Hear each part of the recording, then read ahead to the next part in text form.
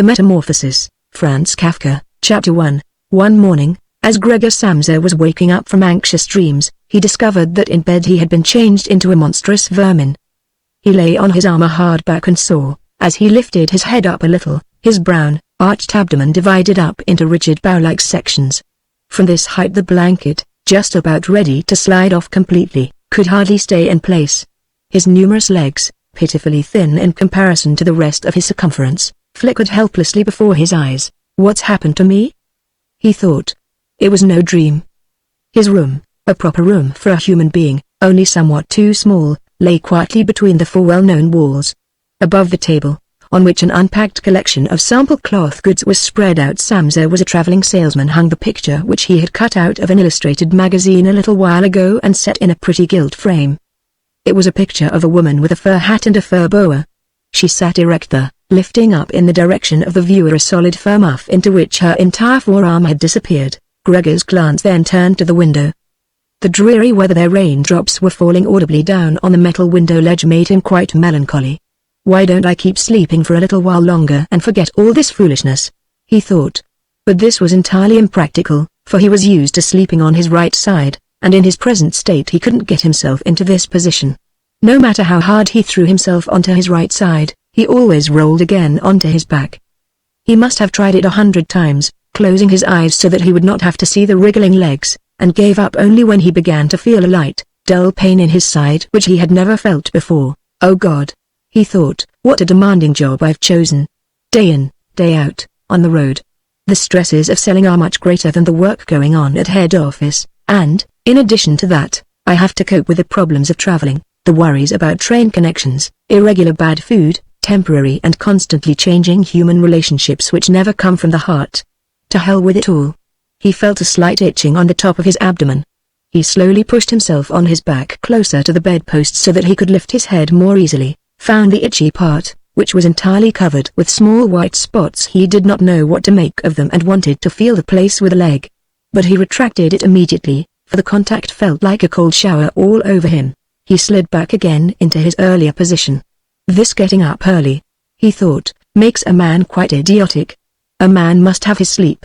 Other traveling salesmen live like harem women. For instance, when I come back to the inn during the course of the morning to write up the necessary orders, these gentlemen are just sitting down to breakfast.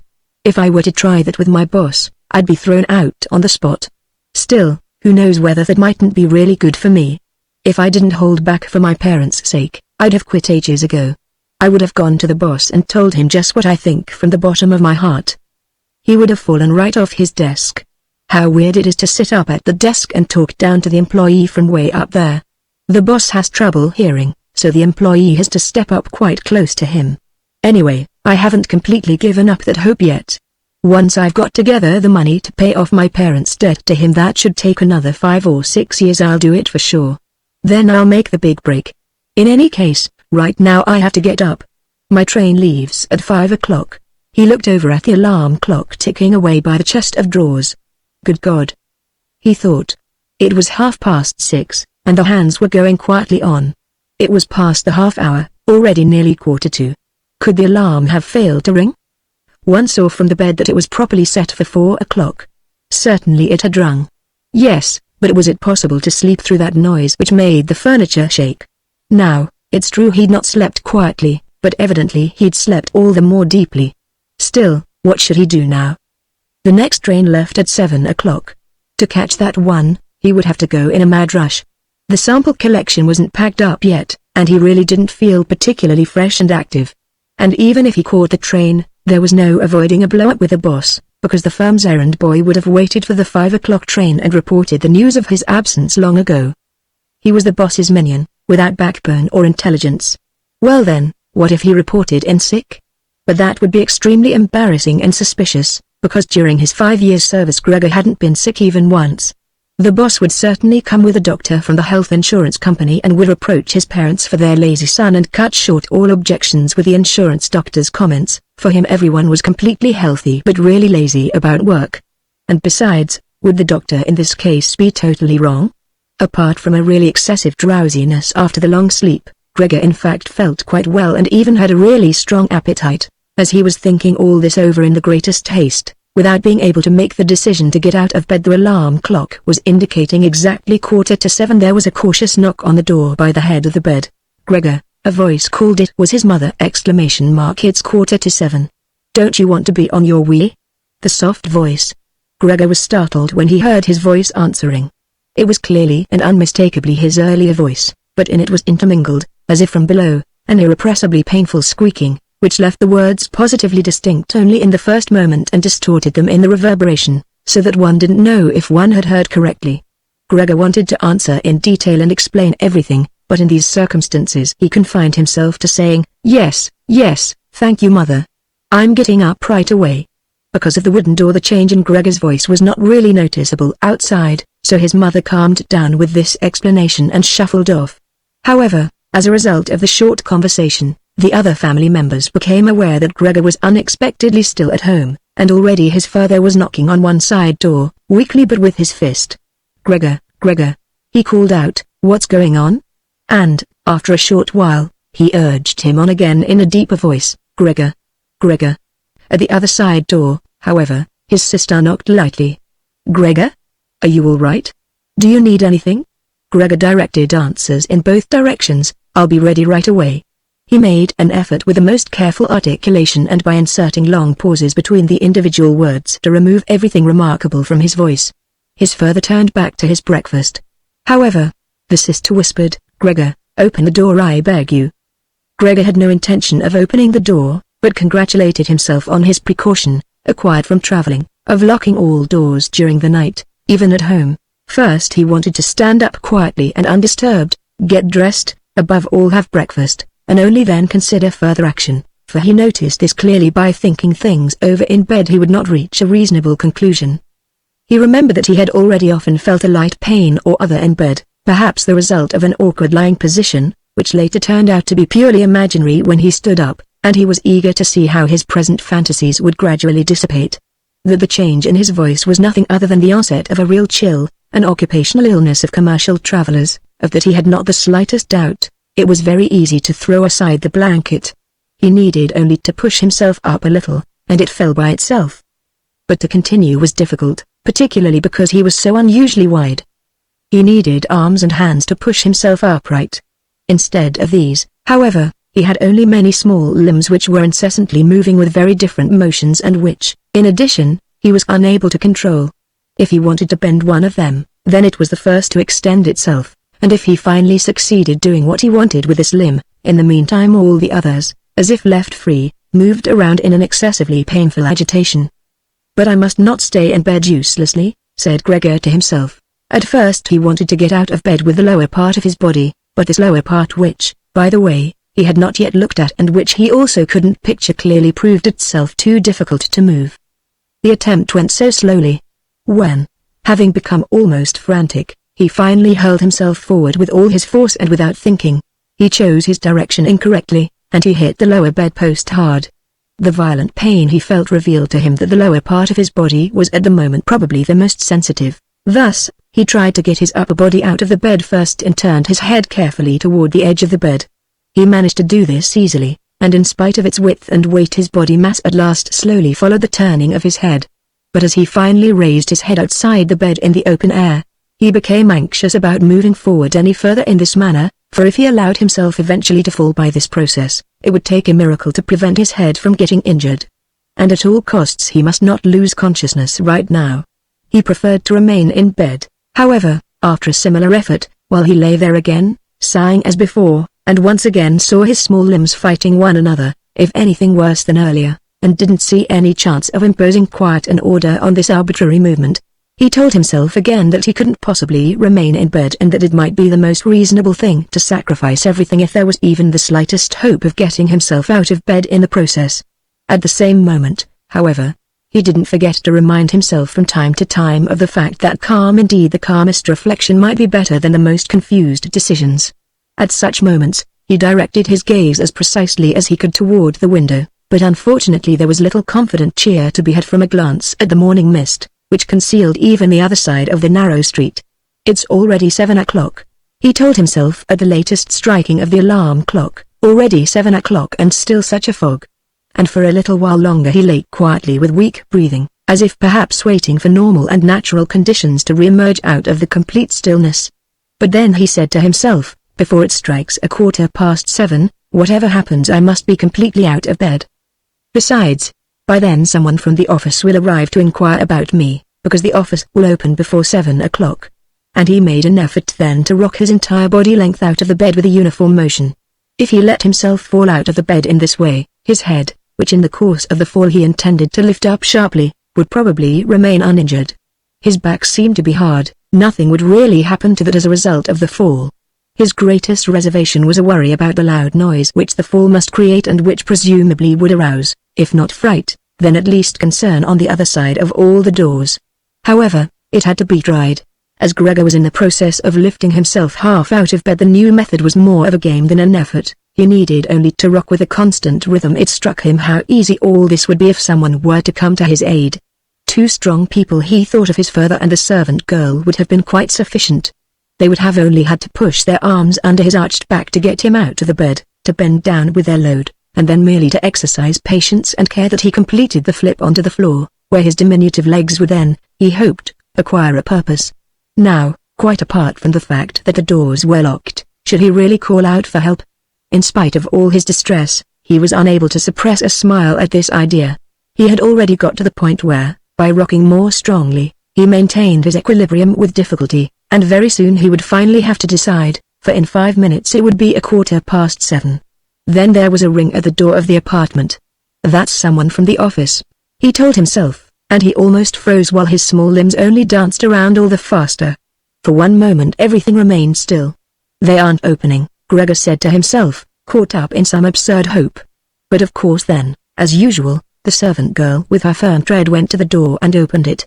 Gregor needed to hear only the first word of the visitor's greeting to recognize immediately who it was, the manager himself. Why was Gregor the only one condemned to work in a firm where, at the slightest lapse, someone immediately attracted the greatest suspicion? Were all the employees then collectively, one and all, scoundrels? Among them was there then no truly devoted person who, if he failed to use just a couple of hours in the morning for office work, would become abnormal from pangs of conscience and really be in no state to get out of bed? Was it really not enough to let an apprentice make inquiries, if such questioning was even necessary? Must the manager himself come, and in the process must it be demonstrated to the entire innocent family that the investigation of this suspicious circumstance could be entrusted only to the intelligence of the manager? And more as a consequence of the excited state in which this idea put Gregor than as a result of an actual decision, he swung himself with all his might out of the bed. There was a loud thud, but not a real crash.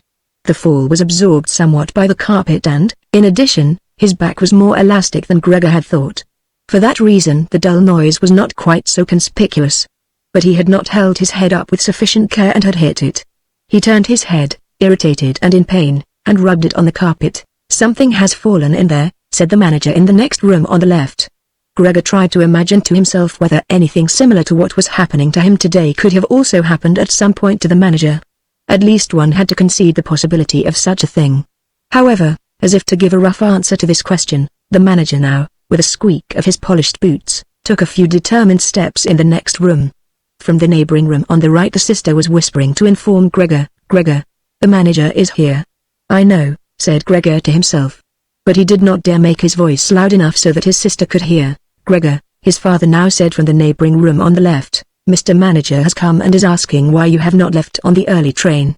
We don't know what we should tell him. Besides, he also wants to speak to you personally.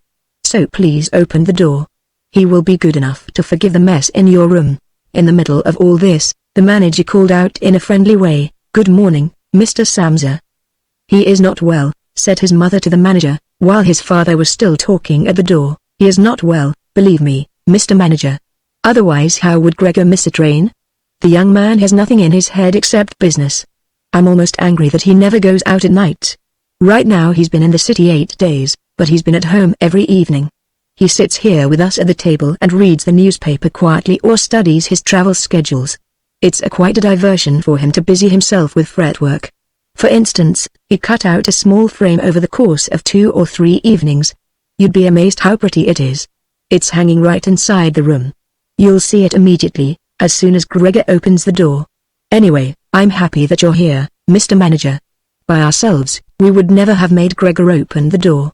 He's so stubborn, and he's certainly not well, although he denied that this morning. I'm coming right away, said Gregor slowly and deliberately, and didn't move, so as not to lose one word of the conversation. My dear lady, I cannot explain it to myself in any other way, said the manager. I hope it is nothing serious. On the other hand, I must also say that we business people, luckily or unluckily, however one looks at it, very often simply have to overcome a slight indisposition for business reasons. So can Mr. Manager come in to see you now? Asked his father impatiently and knocked once again on the door. No, said Gregor. In the neighboring room on the left a painful stillness descended. In the neighboring room on the right the sister began to sob. Why didn't his sister go to the others? She'd probably just gotten up out of bed now and hadn't even started to get dressed yet. Then why was she crying? Because he wasn't getting up and wasn't letting the manager in. Because he was in danger of losing his position, and because then his boss would badger his parents once again with the old demands? Those were probably unnecessary worries right now.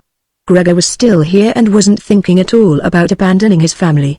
At the moment he was lying right there on the carpet, and no one who knew about his condition would have seriously demanded that he let the manager in. But Gregor wouldn't be casually dismissed right away because of this small discourtesy, for which he would find an easy and suitable excuse later on. It seemed to Gregor that it might be far more reasonable to leave him in peace at the moment, instead of disturbing him with crying and conversation. But it was the very uncertainty which distressed the others and excused their behavior. Mr. Samsa, the manager was now shouting, his voice raised. What's the matter? You are barricading yourself in your room, answer with only a yes and a no, are making serious and unnecessary troubles for your parents, and neglecting, I mention this only incidentally, your commercial duties in a truly unheard of manner. I am speaking here in the name of your parents and your employer, and I am requesting you in all seriousness for an immediate and clear explanation. I am amazed. I am amazed. I thought I knew you as a calm, reasonable person, and now you appear suddenly to want to start parading around in weird moods. The chief indicated to me earlier this very day a possible explanation for your neglect. It concerned the collection of cash entrusted to you a short while ago, but in truth I almost gave him my word of honor that this explanation could not be correct. However, now I see here your unimaginable pig-headedness, and I am totally losing any desire to speak up for you in the slightest.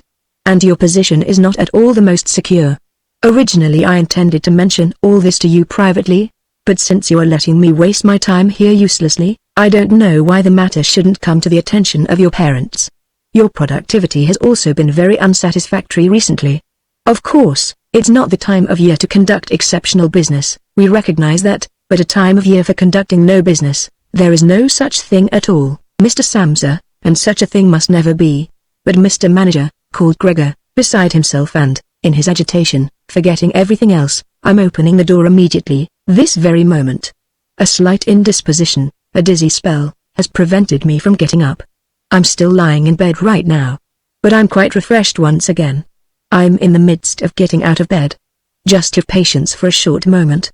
Things are not going as well as I thought. But things are all right. How suddenly this can overcome someone. Only yesterday evening everything was fine with me. My parents certainly know that. Actually just yesterday evening I had a small premonition. People must have seen that in me. Why have I not reported that to the office? But people always think that they'll get over sickness without having to stay at home. Mr. Manager, take it easy on my parents. There is really no basis for the criticisms which you're now making against me, and really nobody has said a word to me about that. Perhaps you have not read the latest orders which I shipped. Besides, now I'm setting out on my trip on the 8 o'clock train. The few hours rest have made me stronger. Mr. Manager, do not stay. I will be at the office in person right away. Please have the goodness to say that and to convey my respects to the chief. While Gregor was quickly blurting all this out, hardly aware of what he was saying, he had moved close to the chest of drawers without effort, probably as a result of the practice he had already had in bed, and now he was trying to raise himself up on it. Actually, he wanted to open the door. He really wanted to let himself be seen by and to speak with the manager. He was keen to witness what the others now asking about him would say when they saw him. If they were startled, then Gregor had no more responsibility and could be calm. But if they accepted everything quietly, then he would have no reason to get excited and, if he got a move on, could really be at the station around 8 o'clock. At first he slid down a few times on the smooth chest of drawers. but at last he gave himself a final swing and stood up right there. He was no longer at all aware of the pains in his lower body, no matter how they might still sting. Now he let himself fall against the back of a nearby chair, on the edge of which he braced himself with his thin limbs. By doing this he gained control over himself and kept quiet, for he could now hear the manager. "Did you understood a single word?" The manager asked the parents. "Is he playing the fool with us?" "For God's sake," cried the mother already in tears, "perhaps he's very ill and we're upsetting him." "Greet. Greet," she yelled at that point. "Mother?" called the sister from the other side. They were making themselves understood through Gregor's room. "You must go to the doctor right away. Gregor is sick. Hurry to the doctor." "Have you heard Gregor speak yet?" "That was an animal's voice," said the manager, remarkably quietly in comparison to the mother's cries. "Anna! Anna!" yelled the father through the hall into the kitchen, clapping his hands. "Fetch a locksmith right away." The two young women were already running through the hall with swishing skirts. How had his sister dressed herself so quickly? And yanked open the doors of the apartment. One couldn't hear the doors closing at all. They probably had left them open, as is customary in an apartment where a huge misfortune has taken place. However, Gregor had become much calmer. All right, people did not understand his words anymore, although they seemed clear enough to him, clearer than previously, perhaps because his ears had gotten used to them. But at least people now thought that things were not all right with him and were prepared to help him. The confidence and assurance with which the first arrangements had been carried out made him feel good. He felt himself included once again in the circle of humanity and was expecting from both the doctor and the locksmith, without differentiating between them with any real precision, splendid and surprising results. In order to get as clear a voice as possible for the critical conversation which was imminent, he coughed a little, and certainly took the trouble to do this in a really subdued way, since it was possible that even this noise sounded like something different from a human cough. He no longer trusted himself to decide any more. Meanwhile in the next room it had become really quiet.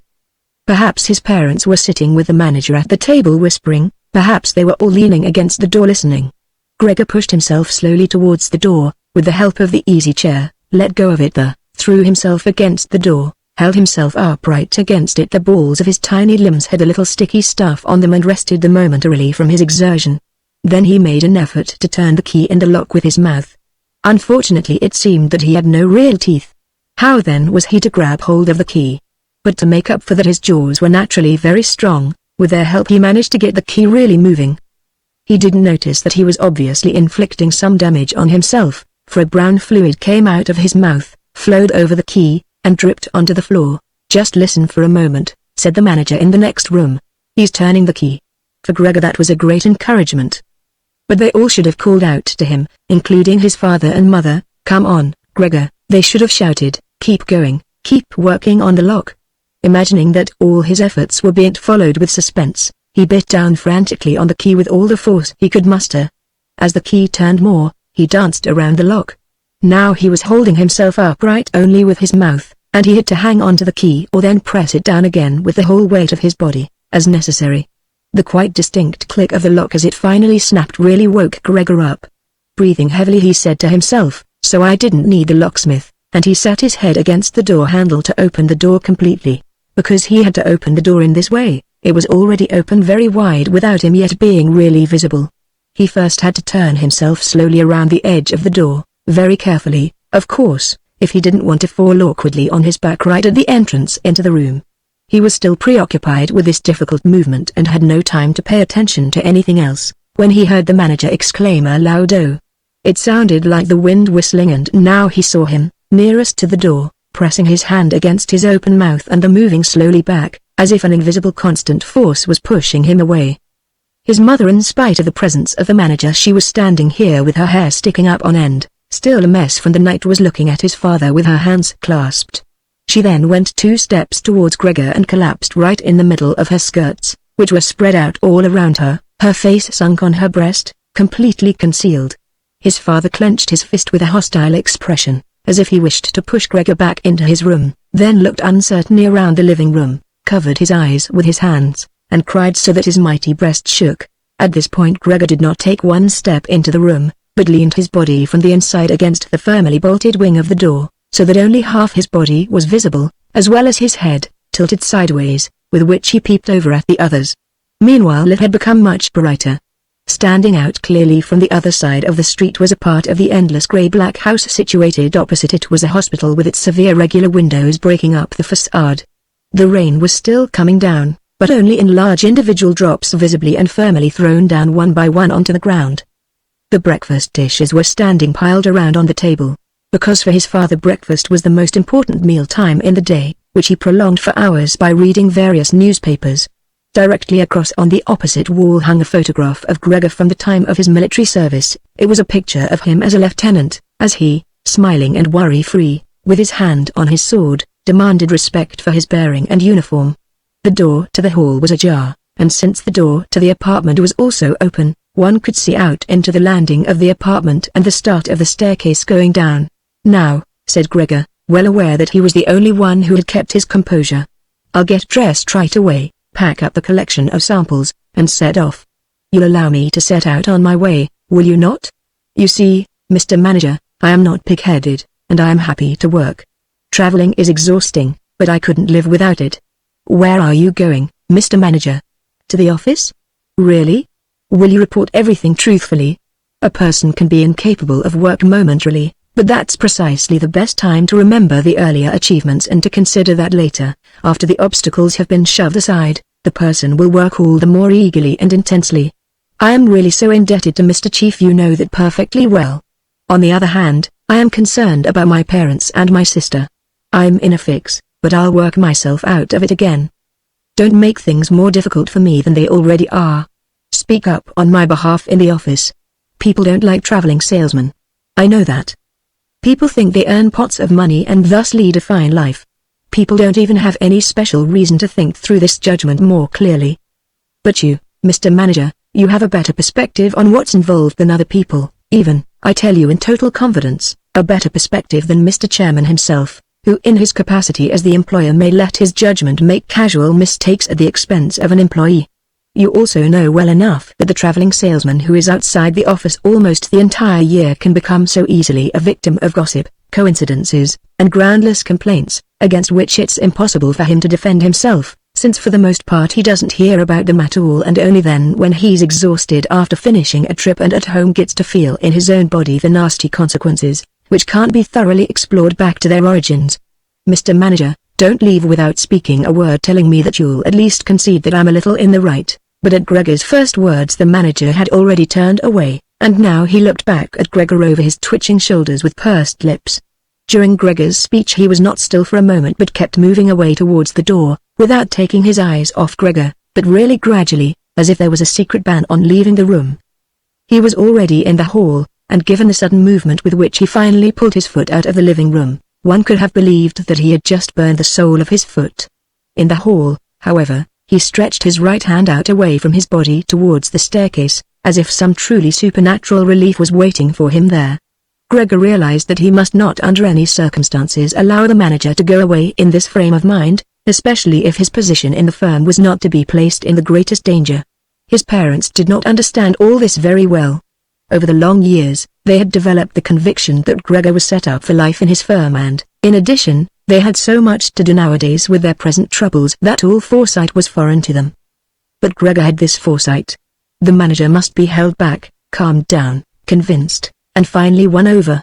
The future of Gregor and his family really depended on it. If only the sister had been there. She was clever.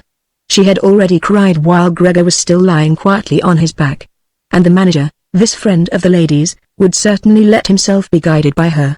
She would have closed the door to the apartment and talked him out of his fright in the hall. But the sister was not even there.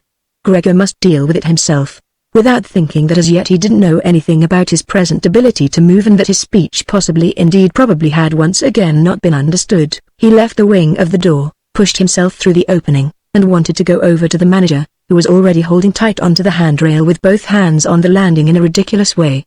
But as he looked for something to hold onto, with a small scream Gregor immediately fell down onto his numerous little legs. Scarcely had this happened, when he felt for the first time that morning a general physical well-being. The small limbs had firm floor under them, they obeyed perfectly, as he noticed to his joy, and strove to carry him forward in the direction he wanted. Right away he believed that the final amelioration of all his suffering was immediately at hand. but at the very moment when he lay on the floor rocking in a restrained manner quite close and directly across from his mother, who had apparently totally sunk into herself, she suddenly sprang right up with her arms spread far apart and her fingers extended and cried out, "Help, for God's sake, help." She held her head bowed down, as if she wanted to view Gregor better, but ran senselessly back, contradicting that gesture, forgetting that behind her stood the table with all the dishes on it. When she reached the table, she sat down heavily on it, as if absent-mindedly, and did not appear to notice at all that next to her coffee was pouring out onto the carpet in a full stream from the large overturned container. "Mother, mother," said Gregor quietly, and looked over towards her. The manager momentarily had disappeared completely from his mind. At the sight of the flowing coffee, Gregor couldn't stop himself snapping his jaws in the air a few times. At that his mother screamed all over again, hurried from the table, and collapsed into the arms of his father, who was rushing towards her. But Gregor had no time right now for his parents. The manager was already on the staircase. His chin level with the banister, the manager looked back for the last time. Gregor took an initial movement to catch up to him if possible. But the manager must have suspected something, because he made a leap down over a few stairs and disappeared, still shouting "Ha!" The sound echoed throughout the entire stairwell. Now, unfortunately, this flight of the manager also seemed to bewilder his father completely. Earlier he had been relatively calm, for instead of running after the manager himself or at least not hindering Gregor from his pursuit, with his right hand he grabbed hold of the manager's cane, which he had left behind with his hat and overcoat on a chair. With his left hand, his father picked up a large newspaper from the table and, stamping his feet on the floor, he set out to drive Gregor back into his room by waving the cane and the newspaper. No request of Gregor's was of any use, no request would even be understood. No matter how willing he was to turn his head respectfully, his father just stomped all the harder with his feet. Across the room from him his mother had pulled open a window, in spite of the cool weather, and leaning out with her hands on her cheeks, she pushed her face far outside the window. Between the alley and the stairwell a strong draft came up.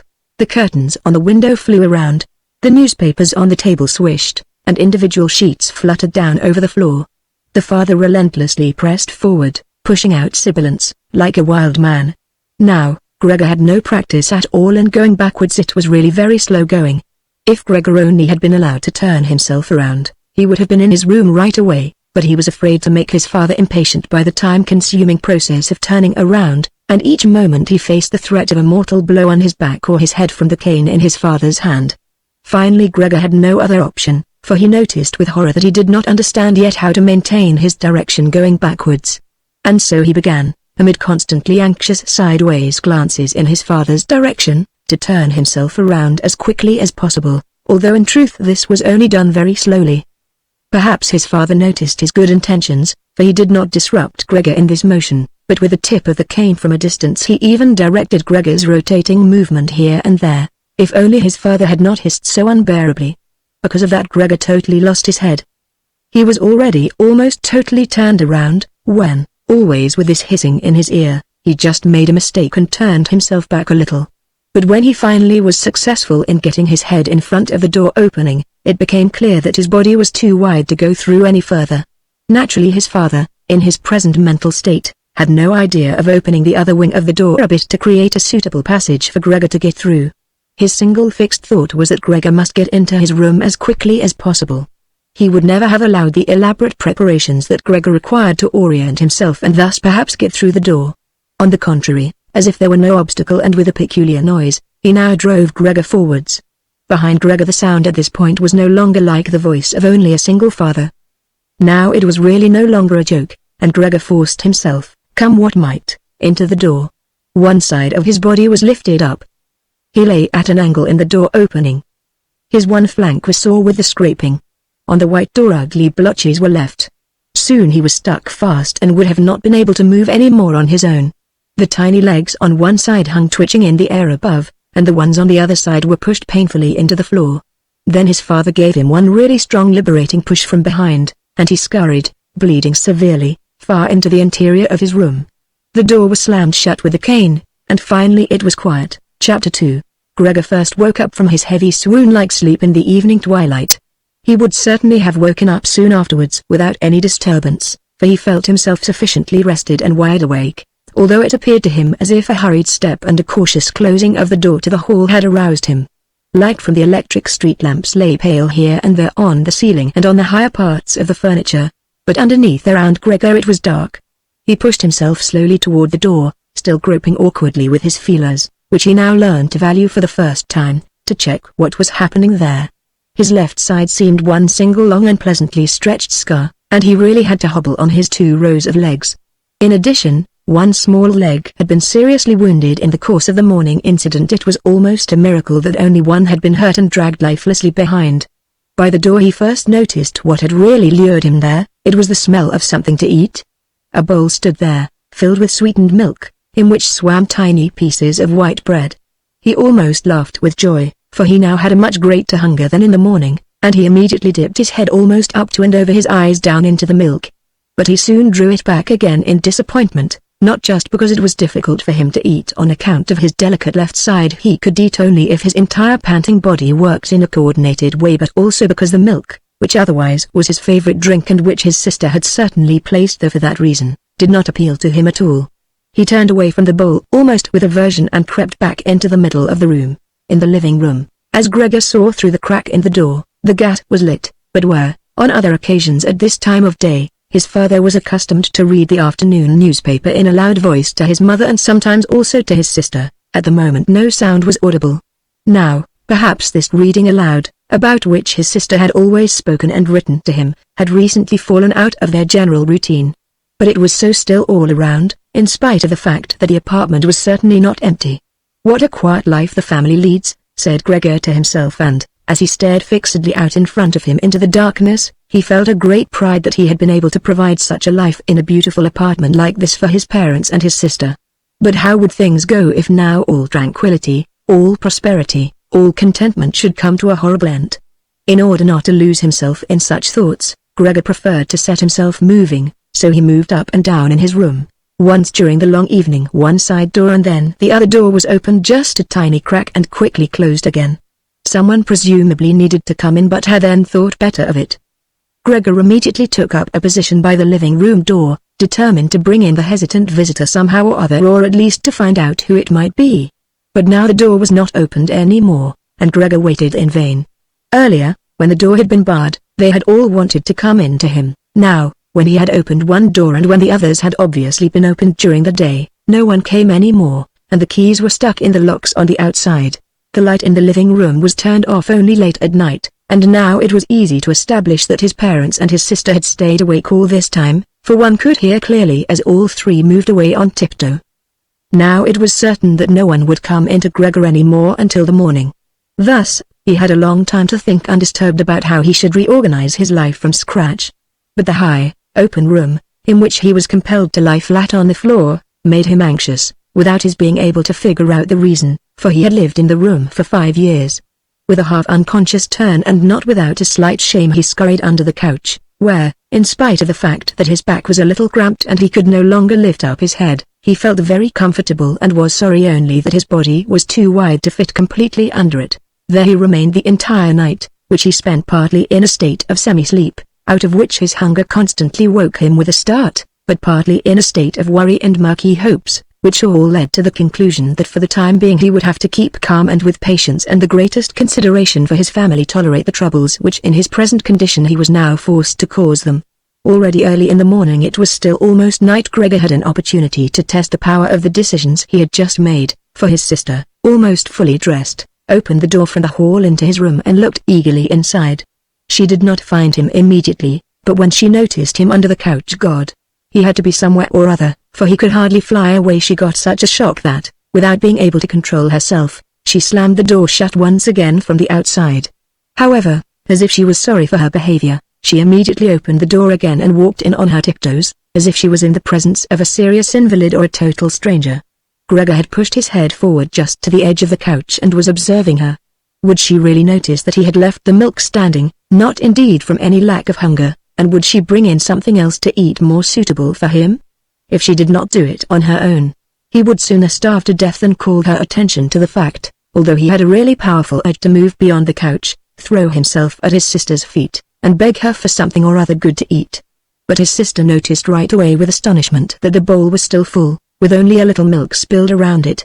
She picked it up immediately, although not with her bare hands but with a rag, and took it out of the room. Gregor was extremely curious what she would bring as a substitute, and he pictured to himself different ideas about it. But he never could have guessed what his sister out of the goodness of her heart in fact did. She brought him, to test his taste, an entire selection, all spread out on an old newspaper. There were old half-rotten vegetables, bones from the evening meal, covered with a white sauce which had almost solidified, some raisins and almonds, cheese which Gregor had declared inedible 2 days earlier, a slice of dry bread, and a slice of salted bread smeared with butter. In addition to all this, she put down a bowl probably designated once and for all as Gregor's, into which she had poured some water. And out of her delicacy of feeling, since she knew that Gregor would not eat in front of her, she went away very quickly and even turned the key in the lock, so that Gregor would now observe that he could make himself as comfortable as he wished. Gregor's small limbs buzzed now that the time for eating had come. His wounds must, in any case, have already healed completely. He felt no handicap on that score. He was astonished at that and thought about how more than a month ago he had cut his finger slightly with a knife and how this wound had hurt enough even the day before yesterday. Am I now going to be less sensitive? He thought, already sucking greedily on the cheese, which had strongly attracted him right away, more than all the other foods. Quickly and with his eyes watering with satisfaction, he ate one after the other the cheese, the vegetables, and the sauce. The fresh food, by contrast, didn't taste good to him. He couldn't bear the smell and even carried the things he wanted to eat a little distance away. By the time his sister slowly turned the key as a sign that he should withdraw, he was long finished and now lay lazily in the same spot. The noise immediately startled him, in spite of the fact that he was already almost asleep, and he scurried back again under the couch. But it cost him great self-control to remain under the couch, even for the short time his sister was in the room, because his body had filled out somewhat on account of the rich meal and in the narrow space that he could scarcely breathe. In the midst of minor attacks of asphyxiation, he looked at her with somewhat protruding eyes, as his unsuspecting sister swept up with the broom, not just the remnants, but even the foods which Gregor had not touched at all, as if these were also now useless, and as she dumped everything quickly into a bucket, which she closed with a wooden lid, and then carried all of it out of the room. She had hardly turned around before Gregor had already dragged himself out from the couch, stretched out, and let his body expand. In this way Gregor got his food every day, once in the morning, when his parents and the servant girl were still asleep, and a second time after the common noon meal, for his parents were, as before, asleep then for a little while, and the servant girl was sent off by his sister on some errand or other. They certainly would not have wanted Gregor to starve to death, but perhaps they could not have endured finding out what he ate other than by hearsay. Perhaps his sister wanted to spare them what was possibly only a small grief, for they were really suffering quite enough already. What sorts of excuses people had used on that first morning to get the doctor and the locksmith out of the house Gregor was completely unable to ascertain. Since they could not understand him, no one, not even his sister, thought that he might be able to understand others, and thus, when his sister was in the room, he had to be content with listening now and then to her sighs and invocations to the saints. Only later, when she had grown somewhat accustomed to everything, naturally there could never be any talk of her growing completely accustomed to it. Gregor sometimes caught a comment which was intended to be friendly or could be interpreted as such. Well, today it tasted good to him, she said, if Gregor had really cleaned up what he had to eat, whereas, in the reverse situation, which gradually repeated itself more and more frequently, she used to say sadly, now everything has stopped again. But while Gregor could get no new information directly, he did hear a good deal from the room next door, and as soon as he heard voices, he scurried right away to the appropriate door and pressed his entire body against it. In the early days especially, there was no conversation which was not concerned with him in some way or other, even if only in secret. For 2 days at all mealtimes discussions on that subject could be heard on how people should now behave, but they also talked about the same subject in the times between meals, for there were always at least 2 family members at home, since no one really wanted to remain in the house alone and people could not under any circumstances leave the apartment completely empty. In addition, on the very first day the servant girl, it was not completely clear what and how much she knew about what had happened on her knees, had begged his mother to let her go immediately, and when she said goodbye about 15 minutes later, she thanked them for the dismissal with tears in her eyes, as if she was receiving the greatest favor which people had shown her there, and, without anyone demanding it from her, she swore a fearful oath not to betray anyone, not even the slightest bit. Now his sister had to team up with his mother to do the cooking, although that didn't create much trouble because people were eating almost nothing. Again and again Gregor listened as one of them vainly invited another one to eat and received no answer other than thank you. I've had enough or something like that. And perhaps they had stopped having anything to drink, too.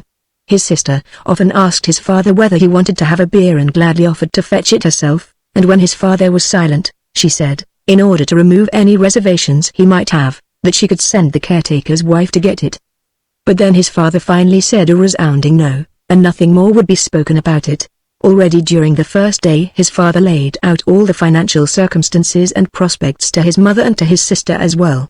From time to time he stood up from the table and pulled out of the small lockbox salvaged from his business, which had collapsed 5 years previously, some document or other or some notebook. The sound was audible as he opened up the complicated lock and, after removing what he was looking for, locked it up again.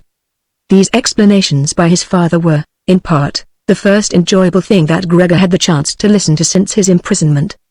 He had thought that nothing at all was left over for his father from that business, at least his father had told him nothing to contradict that view, and Gregor in any case hadn't asked him about it. At the time Gregor's only concern had been to use everything he had in order to allow his family to forget as quickly as possible the business misfortune which had brought them all into a state of complete hopelessness. And so at that point he'd started to work with a special intensity and from an assistant had become, almost overnight, a traveling salesman, who naturally had entirely different possibilities for earning money and whose successes at work were converted immediately into the form of cash commissions, which could be set out on the table at home in front of his astonished and delighted family. Those had been beautiful days, and they had never come back afterwards, at least not with the same splendor, in spite of the fact that Gregor later earned so much money that he was in a position to bear the expenses of the entire family, costs which he, in fact, did bear. They had become quite accustomed to it, both the family and Gregor as well. They took the money with thanks, and he happily surrendered it. But the special warmth was no longer present. Only the sister had remained still close to Gregor, and it was his secret plan to send her next year to the conservatory, regardless of the great expense which that necessarily involved and which would be made up in other ways. In contrast to Gregor, she loved music very much and knew how to play the violin charmingly. Now and then during Gregor's short stays in the city the conservatory was mentioned in conversations with his sister, but always only as a beautiful dream, whose realization was unimaginable, and their parents never listened to these innocent expectations with pleasure. But Gregor thought about them with scrupulous consideration and intended to explain the matter ceremoniously on Christmas Eve. In his present situation, such futile ideas went through his head, while he pushed himself right up against the door and listened. Sometimes in his general exhaustion he couldn't listen any more and let his head bang listlessly against the door, but he immediately pulled himself together, for even the small sound which he made by this motion was heard nearby and silenced everyone. "There he goes on again," said his father after a while, clearly turning towards the door, and only then would the interrupted conversation gradually be resumed again. Gregor found out clearly enough for his father tended to repeat himself often in his explanations, partly because he had not personally concerned himself with these matters for a long time now, and partly also because his mother did not understand everything right away the first time that, in spite all bad luck, a fortune, although a very small one, was available from the old times, which the interest, which had not been touched, had in the intervening time gradually allowed to increase a little. Furthermore, in addition to this, the money which Gregor had brought home every month he had kept only a few florins for himself had not been completely spent and had grown into a small capital amount. Gregor, behind his door, nodded eagerly, rejoicing over this unanticipated foresight and frugality.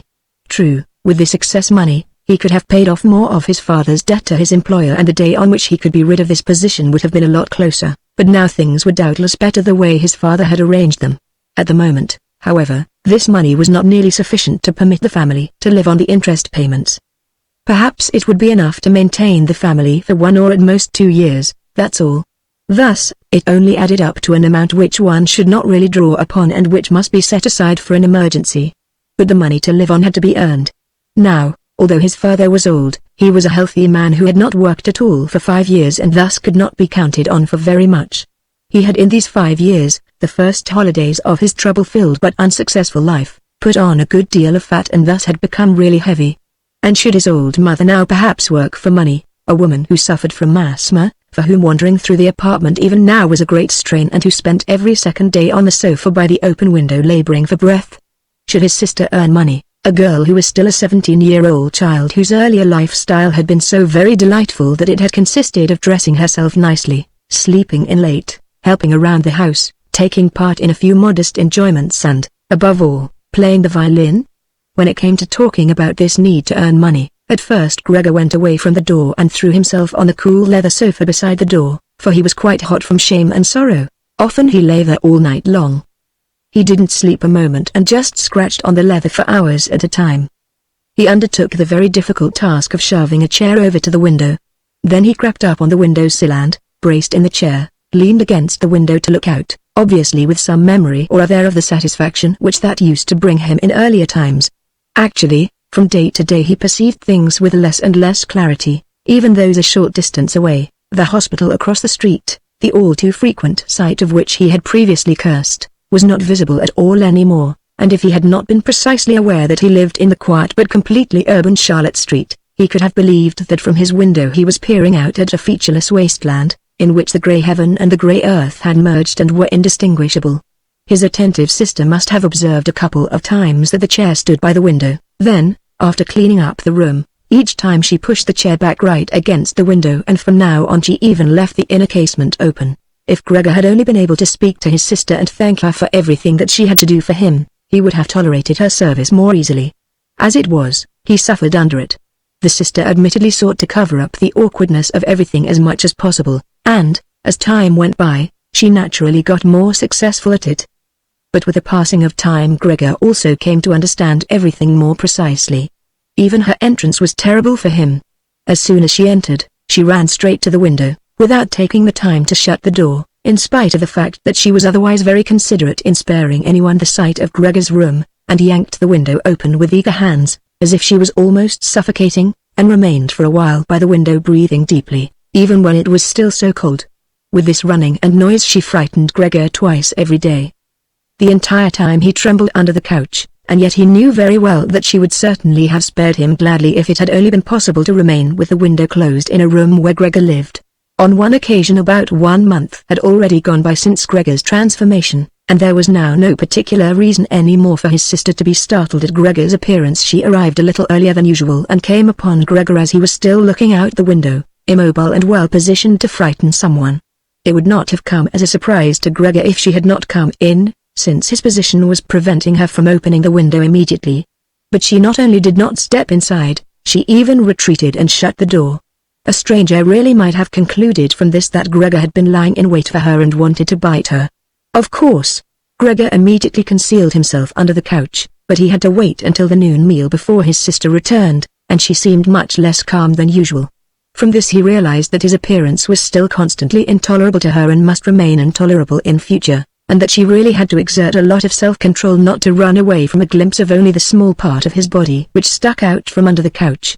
In order to spare her even this sight, one day he dragged the sheet on his back and onto the couch. This task took him 4 hours and arranged it in such a way that he was now completely concealed and his sister, even if she bent down, could not see him. If this sheet was not necessary as far as she was concerned, then she could remove it, for it was clear enough that Gregor could not derive any pleasure from isolating himself away so completely. But she left the sheet just as it was, and Gregor believed he even caught a look of gratitude when, on one occasion, he carefully lifted up the sheet a little with his head to check, as his sister took stock of the new arrangement. In the first 2 weeks his parents could not bring themselves to visit him, and he often heard how they fully acknowledged his sister's present work, whereas, earlier they had often got annoyed at his sister because she had seemed to them a somewhat useless young woman. However, now both his father and his mother often waited in front of Gregor's door while his sister cleaned up inside, and as soon as she came out, she had to explain in detail how things looked in the room, what Gregor had eaten, how he had behaved this time, and whether perhaps a slight improvement was perceptible. In any event, his mother comparatively soon wanted to visit Gregor, but his father and his sister restrained her, at first with reasons which Gregor listened to very attentively and which he completely endorsed. Later, however, they had to hold her back forcefully, and when she then cried, "Let me go to Gregor. He's my unlucky son. Don't you understand that I have to go to him?" Gregor then thought that perhaps it would be a good thing if his mother came in, not every day, of course, but maybe once a week. She understood everything much better than his sister, who, in spite of all her courage, was still a child and, in the last analysis, had perhaps undertaken such a difficult task only out of childish recklessness. Gregor's wish to see his mother was soon realized. While during the day Gregor, out of consideration for his parents, did not want to show himself by the window. He couldn't crawl around very much on the few square meters of the floor. He found it difficult to bear lying quietly during the night, and soon eating no longer gave him the slightest pleasure. So for diversion he acquired the habit of crawling back and forth across the walls and ceiling. He was especially fond of hanging from the ceiling. The experience was quite different from lying on the floor. It was easier to breathe, a slight vibration went through his body, and in the midst of the almost happy amusement which Gregor found up there, it could happen that, to his own surprise, he let go and hit the floor. However, now he naturally controlled his body quite differently, and he did not injure himself in such a great fall. His sister noticed immediately the new amusement which Gregor had found for himself, for as he crept around he left behind here and the traces of his sticky stuff, and so she got the idea of making Gregor's creeping around as easy as possible, and thus of removing the furniture which got in the way, especially the chest of drawers and the writing desk. But she was in no position to do this by herself. She did not dare to ask her father to help, and the servant girl would certainly not have assisted her, for although this girl, about 16 years old, had courageously remained since the dismissal of the previous cook, she had begged for the privilege of being allowed to stay permanently confined to the kitchen and of having to open the door only in answer to a special summons. Thus, his sister had no other choice but to involve his mother while his father was absent.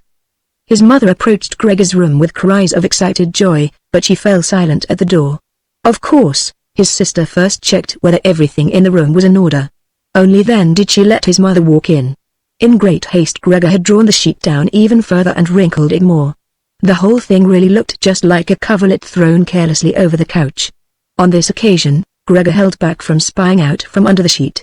Thus, he refrained from looking at his mother this time and was just happy that she had come. "Come on. He's not visible," said his sister, and evidently led his mother by the hand. Now Gregor listened as these two weak women shifted the still heavy old chest of drawers from its position, and as his sister constantly took on herself the greater part of the work, without listening to the warnings of his mother, who was afraid that she would strain herself. The work lasted a long time.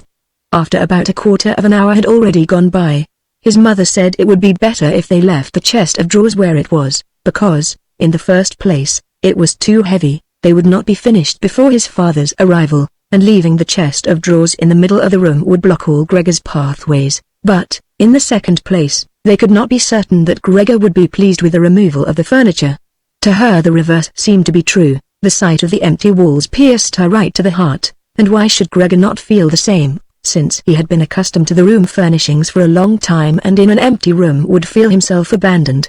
And is it not the case, his mother concluded very quietly, almost whispering as if she wished to prevent Gregor, whose exact location she really didn't know, from hearing even the sound of her voice, for she was convinced that he did not understand her words. "And isn't it a fact that by removing the furniture we're showing that we're giving up all hope of an improvement and are leaving him to his own resources without any consideration? I think it would be best if we tried to keep the room exactly in the condition it was in before, so that, when Gregor returns to us, he finds everything unchanged and can forget the intervening time all the more easily." As he heard his mother's words, Gregor realized that the lack of all immediate human contact, together with a monotonous life surrounded by the family over the course of these 2 months, must have confused his understanding, because otherwise he couldn't explain to himself how he, in all seriousness, could have been so keen to have his room emptied.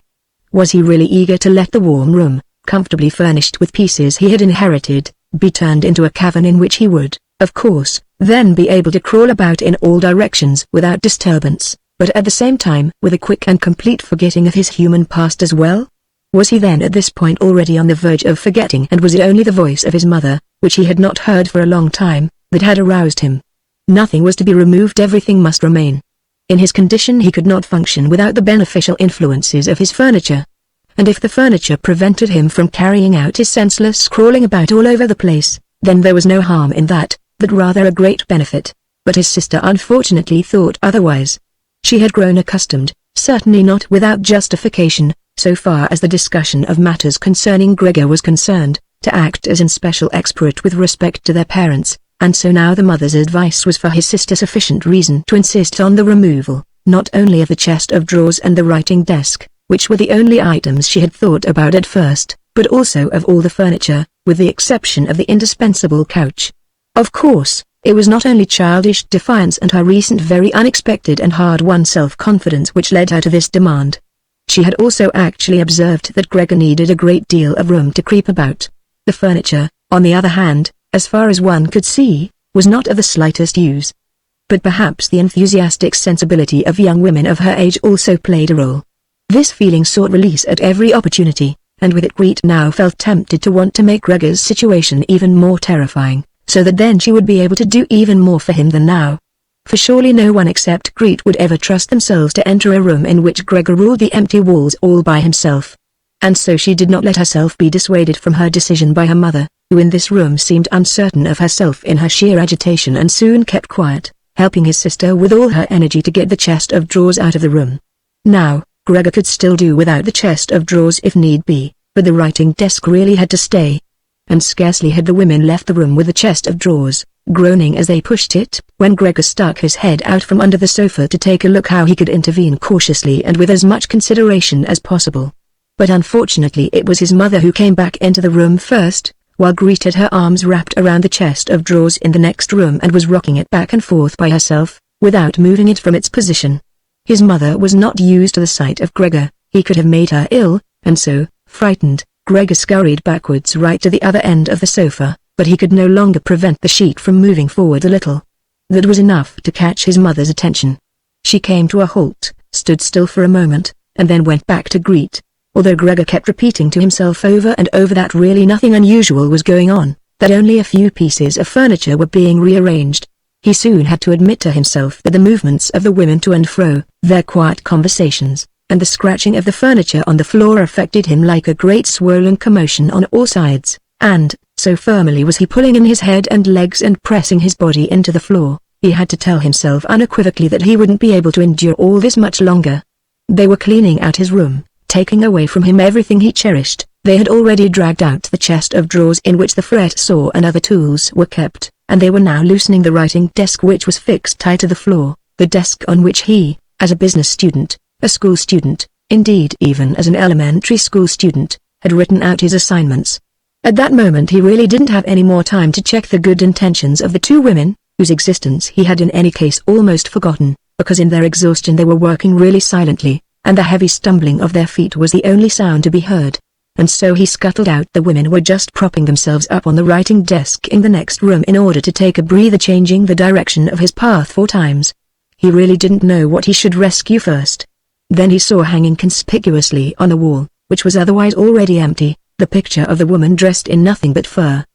He quickly scurried up over it and pressed himself against the glass which held it in place and which made his hot abdomen feel good. At least this picture, which Gregor at the moment completely concealed, surely no one would now take away.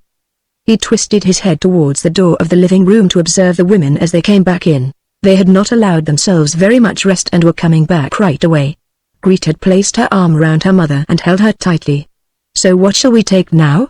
said Greet and looked around her. Then her glance met Gregor's from the wall. She kept her composure only because her mother was there. She bent her face towards her mother in order to prevent her from looking around, and said, although in a trembling voice and too quickly, "Come, wouldn't it be better to go back to the living room for just another moment?" Greet's purpose was clear to Gregor. She wanted to bring his mother to a safe place and then chase him down from the wall. Well, let her just try. He squatted on his picture and did not hand it over. He would sooner spring into Greet's face, but Greet's words had immediately made the mother very uneasy. She walked to the side, caught sight of the enormous brown splotch on the flowered wallpaper, and, before she became truly aware that what she was looking at was Gregor, screamed out in a high-pitched raw voice, "Oh God, and fell with outstretched arms, as if she was surrendering everything, down onto the couch and lay there motionless. "Gregor, you!" cried out his sister with a raised fist and an urgent glare. Since his transformation these were the first words which she had directed right at him. She ran into the room next door to bring some spirits or other with which she could revive her mother from her fainting spell. Gregor wanted to help as well. There was time enough to save the picture, but he was stuck fast on the glass and had to tear himself loose forcefully. Then he also scurried into the next room, as if he could give his sister some advice, as in earlier times, but then he had to stand there idly behind her, while she rummaged about among various small bottles. Still, she was frightened when she turned around. A bottle fell onto the floor and shattered. A splinter of glass wounded Gregor in the face. Some corrosive medicine or other dripped over him. Now, without lingering any longer, Greet took as many small bottles as she could hold and ran with them into her mother. She slammed the door shut with her foot. Gregor was now shut off from his mother, who was perhaps near death, thanks to him. He could not open the door, and he did not want to chase away his sister who had to remain with her mother. At this point he had nothing to do but wait, and overwhelmed with self-reproach and worry, he began to creep and crawl over everything, walls, furniture, and ceiling. Finally, in his despair, as the entire room started to spin around him, he fell onto the middle of the large table. A short time elapsed. Gregor lay there limply. All around was still. Perhaps that was a good sign. Then there was a ring at the door. The servant girl was naturally shut up in her kitchen, and therefore Greet had to go to open the door. The father had arrived. "What's happened?" were his first words. Greet's appearance had told him everything. Greet replied with a dull voice. Evidently she was pressing her face into her father's chest. "Mother fainted, but she's getting better now." "Gregor is broken loose." "Yes, I have expected that," said his father. "I always told you that, but you women don't want to listen." It was clear to Gregor that his father had badly misunderstood Greet's short message and was assuming that Gregor had committed some violent crime or other. Thus, Gregor now had to find his father to calm him down, for he had neither the time nor the ability to explain things to him. And so he rushed away to the door of his room and pushed himself against it, so that his father could see right away as he entered from the hall that Gregor fully intended to return at once to his room, that it was not necessary to drive him back, but that one only needed to open the door, and he would disappear immediately. But his father was not in the mood to observe such niceties. "Ah!" he yelled as soon as he entered, with a tone as if he were all at once angry and pleased. Gregor pulled his head back from the door and raised it in the direction of his father. He had not really pictured his father as he now stood there. Of course, what with his new style of creeping all around, he had in the past well neglected to pay attention to what was going on in the rest of the apartment, as he had done before, and really should have grasped the fact that he would encounter different conditions. Nevertheless, was that still his father? Was that the same man who had lain exhausted and buried in bed in earlier days when Gregor was setting out on a business trip, who had received him on the evenings of his return in a sleeping gown and armchair, totally incapable of standing up, who had only lifted his arm as a sign of happiness, and who in their rare strolls together a few Sundays a year and on the important holidays made his way slowly forwards between Gregor and his mother, who themselves moved slowly, always a bit more slowly than them, bundled up in his old coat, all the time setting down his walking stick carefully, and who, when he had wanted to say something, almost always stood still and gathered his entourage around him. But now he was standing up really straight, dressed in a tight-fitting blue uniform with gold buttons, like the ones servants wear in a banking company. Above the high stiff collar of his jacket his firm double chin stuck out prominently. Beneath his bushy eyebrows the glance of his black eyes was freshly penetrating and alert. His otherwise disheveled white hair was combed down into a carefully exact shining part. He threw his cap, on which a gold monogram, apparently the symbol of the bank, was affixed, in an arc across the entire room onto the sofa and moved, throwing back the edge of the long coat of his uniform, with his hands in his trouser pockets and a grim face, right up to Gregor. He really didn't know what he had in mind, but he raised his foot uncommonly high anyway, and Gregor was astonished at the gigantic size of the sole of his boot. However, he did not linger on that point, for he knew from the first day of his new life that, as far as he was concerned, his father considered the greatest force the only appropriate response. And so he scurried away from his father, stopped when his father remained standing, and scampered forward again when his father merely stirred. In this way they made their way around the room repeatedly, without anything decisive taking place. In fact, because of the slow pace, it didn't look like a chase. Gregor remained on the floor for the time being, especially since he was afraid that his father could take a flight up onto the wall or the ceiling as an act of real malice. At any event, Gregor had to tell himself that he couldn't keep up this running around for a long time, because whenever his father took a single step, he had to go through an enormous number of movements. Already he was starting to suffer from a shortage of breath, just as in his earlier days when his lungs had been quite unreliable. As he now staggered around in this way in order to gather all his energies for running, hardly keeping his eyes open and feeling so listless that he had no notion at all of any escape other than by running, and had almost already forgotten that the walls were available to him, although they were obstructed by carefully carved furniture full of sharp points and spikes. At that moment something or other thrown casually flew down close by and rolled in front of him. It was an apple. Immediately a second one flew after it. Gregor stood still in fright. Further running away was useless, for his father had decided to bombard him. From the fruit bowl on the sideboard his father had filled his pockets. And now, without for the moment taking accurate aim, he was throwing apple after apple. These small red apples rolled round on the floor, as if electrified, and collided with each other. A weakly thrown apple grazed Gregor's back but skidded off harmlessly. However, another thrown immediately after that one drove into Gregor's back really hard. Gregor wanted to drag himself off, as if the unexpected and incredible pain would go away if he changed his position. But he felt as if he was nailed in place and lay stretched out completely confused in all his senses. Only with his final glance did he notice how the door of his room was pulled open and how, right in front of his sister who was yelling, his mother ran out in her undergarments, for his sister had undressed her in order to give her some freedom to breathe in her fainting spell, and how his mother then ran up to his father, on the way her tied-up skirts slipped toward the floor one after the other, and how, tripping over her skirts, she hurled herself onto his father and, throwing her arms around him, in complete union with him. But at this moment Gregor's powers of sight gave way as her hands reached to the back of his father's head and she begged him to spare Gregor's life. Chapter 3. Gregor's serious wound, from which he suffered for over a month since no one ventured to remove the apple. It remained in his flesh as a visible reminder, seemed by itself to have reminded the father that, in spite of his present unhappy and hateful appearance, Gregor was a member of the family, something one should not treat as an enemy, and that it was, on the contrary, a requirement of family duty to suppress one's aversion and to endure nothing else, just endure.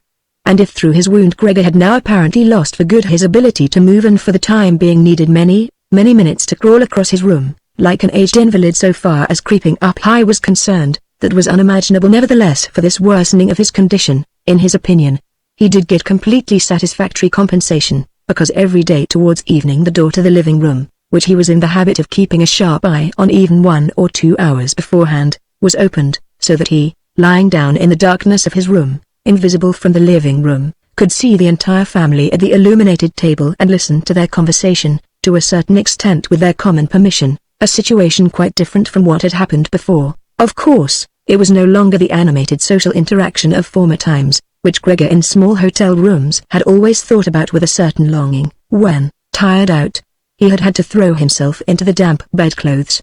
For the most part what went on now was very quiet. After the evening meal, the father fell asleep quickly in his armchair. The mother and sister talked guardedly to each other in the stillness.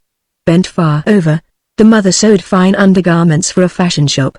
The sister, who had taken on a job as a salesgirl, in the evening studied stenography and French, so as perhaps later to obtain a better position. Sometimes the father woke up and, as if he was quite ignorant that he had been asleep, said to the mother, "How long you have been sewing today?" and went right back to sleep, while the mother and the sister smiled tiredly to each other. With a sort of stubbornness the father refused to take off his servant's uniform even at home, and while his sleeping gown hung unused on the coat hook, the father dozed completely dressed in his place, as if he was always ready for his responsibility and even here was waiting for the voice of his superior.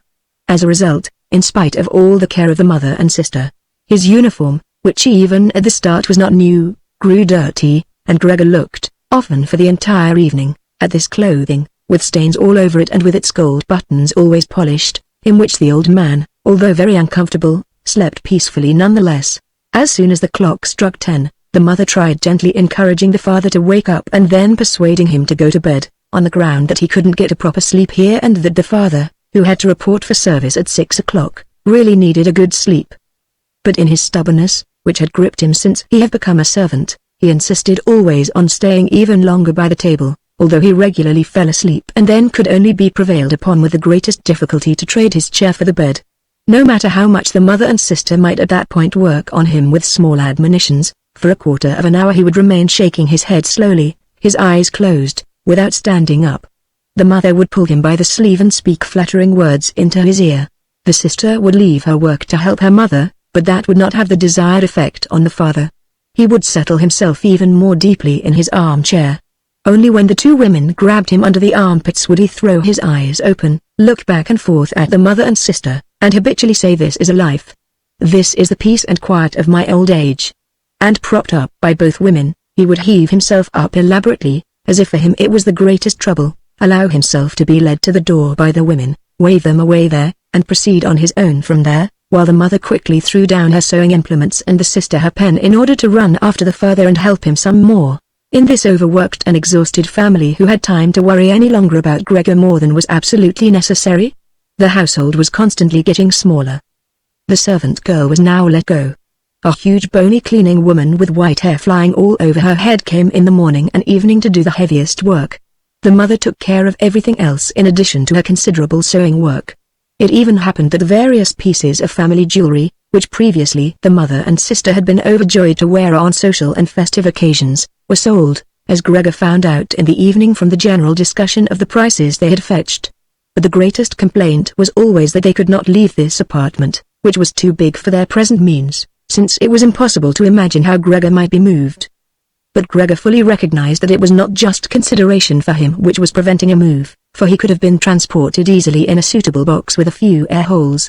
The main thing holding the family back from a change in living quarters was far more their complete hopelessness and the idea that they had been struck by a misfortune like no one else in their entire circle of relatives and acquaintances.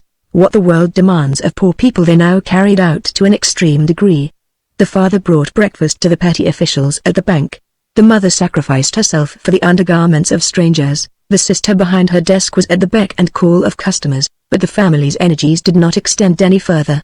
And the wound in his back began to pain Gregor all over again, when now mother and sister, after they had escorted the father to bed, came back, let their work lie, moved close together, and sat cheek to cheek. And when his mother would now say, pointing to Gregor's room, close the door, greet, and when Gregor was again in the darkness, while close by the women mingled their tears or, quite dry-eyed, stared at the table, Gregor spent his nights and days with hardly any sleep. Sometimes he thought that the next time the door opened he would take over the family arrangements just as he had earlier. In his imagination appeared again, after a long time, his employer and supervisor and the apprentices, the excessively spineless custodian, 2 or 3 friends from other businesses, a chambermaid from a hotel in the provinces, a loving fleeting memory, a female cashier from a hat shop, whom he had seriously but too slowly courted. They all appeared mixed in with strangers or people he had already forgotten, but instead of helping him and his family, they were all unapproachable, and he was happy to see them disappear. But then he was in no mood to worry about his family. He was filled with sheer anger over the wretched care he was getting, even though he couldn't imagine anything which he might have an appetite for. Still, he made plans about how he could take from the larder what he at all account deserved, even if he wasn't hungry. Without thinking any more about how they might be able to give Gregor special pleasure, the sister now kicked some food or other very quickly into his room in the morning and at noon, before she ran off to her shop, and in the evening, quite indifferent to whether the food had perhaps only been tasted or, what happened most frequently, remained entirely undisturbed, she whisked it out with one sweep of her broom. The task of cleaning his room, which she now always carried out in the evening, could not be done any more quickly. Streaks of dirt ran along the walls, here and the late tangles of dust and garbage. At first, when his sister arrived, Gregor positioned himself in a particularly filthy corner in order with his posture to make something of a protest. But he could have well stayed there for weeks without his sister's changing her ways. In fact, she perceived the dirt as much as he did, but she had decided just to let it stay. In this business, with a touchiness which was quite new to her and which had generally taken over the entire family, she kept watch to see that the cleaning of Gregor's room remained reserved for her. Once his mother had undertaken a major cleaning of Gregor's room, which she had only completed successfully after using a few buckets of water. But the extensive dampness made Gregor sick and he lay supine, embittered and immobile on the couch. However, the mother's punishment was not delayed for long. For in the evening the sister had hardly observed the change in Gregor's room before she ran into the living room mightily offended and, in spite of her mother's hand lifted high in entreaty, broke out in a fit of crying. Her parents the father had, of course, woken up with a start in his armchair, at first looked at her astonished and helpless, until they started to get agitated. Turning to his right, the father heaped reproaches on the mother that she was not to take over the cleaning of Gregor's room from the sister and, turning to his left, he shouted at the sister that she would no longer be allowed to clean Gregor's room ever again, while the mother tried to pull the father, beside himself in his excitement, into the bedroom. The sister, shaken by her crying fit, pounded on the table with her tiny fists, and Gregor hissed at all this, angry that no one thought about shutting the door and sparing him the sight of this commotion. But even when the sister, exhausted from her daily work, had grown tired of caring for Gregor as she had before, even then the mother did not have to come at all on her behalf. And Gregor did not have to be neglected. For now the cleaning woman was there. This old widow, who in her long life must have managed to survive the worst with the help of her bony frame, had no real horror of Gregor. Without being in the least curious, she had once by chance opened Gregor's door. At the sight of Gregor, who, totally surprised, began to scamper here and there, although no one was chasing him, she remained standing with her hands folded across her stomach staring at him. Since then she did not fail to open the door furtively a little every morning and evening to look in on Gregor. At first, she also called him to her with words which she presumably thought were friendly, like "Come here for a bit, old dung beetle," or "Hey, look at the old dung beetle." Addressed in such a manner, Gregor answered nothing, but remained motionless in his place, as if the door had not been opened at all. If only, instead of allowing this cleaning woman to disturb him uselessly whenever she felt like it, they had given her orders to clean up his room every day. One day in the early morning a hard downpour, perhaps already a sign of the coming spring, struck the window panes when the cleaning woman started up once again with her usual conversation. Gregor was so bitter that he turned towards her, as if for an attack, although slowly and weakly. But instead of being afraid of him, the cleaning woman merely lifted up a chair standing close by the door and, as she stood there with her mouth wide open, her intention was clear. She would close her mouth only when the chair in her hand had been thrown down on Gregor's back. "This goes no further, all right?" she asked, as Gregor turned himself around again, and she placed the chair calmly back in the corner.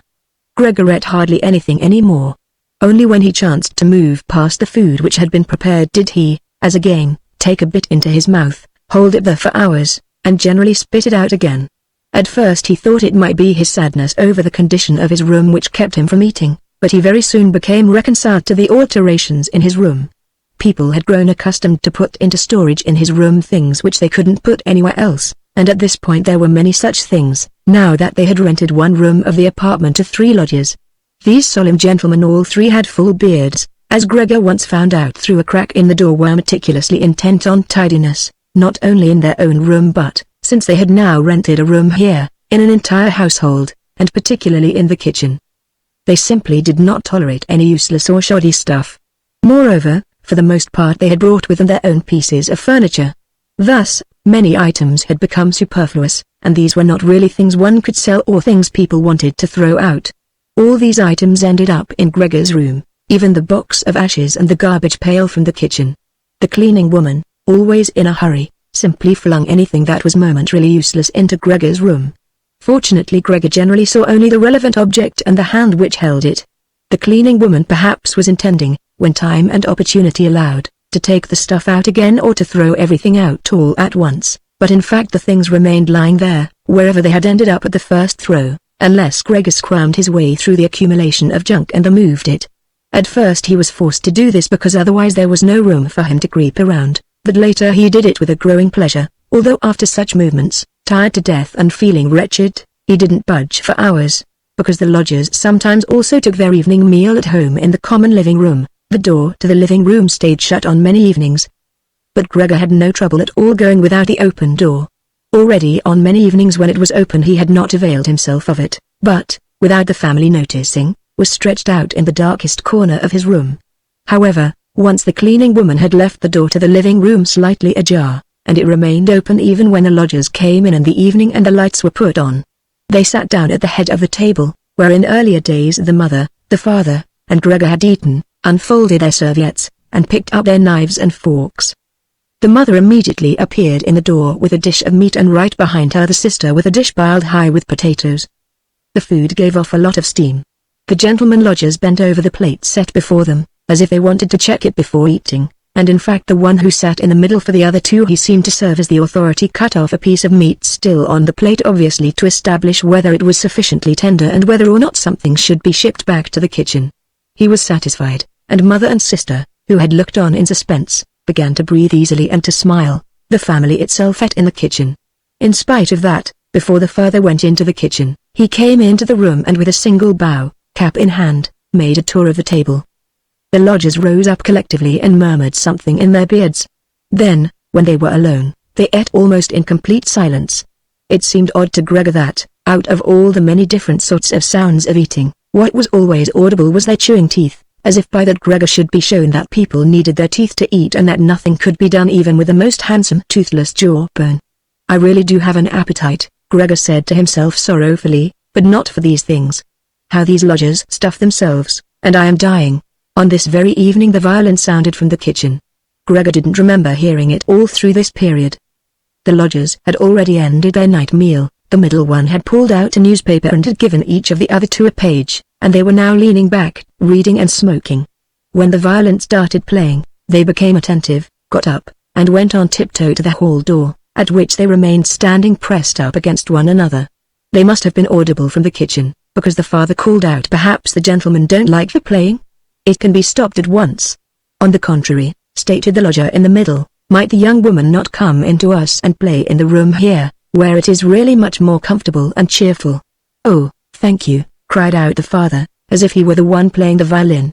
The men stepped back into the room and waited. Soon the father came with a music stand, the mother with the sheet music, and the sister with the violin. The sister calmly prepared everything for the recital.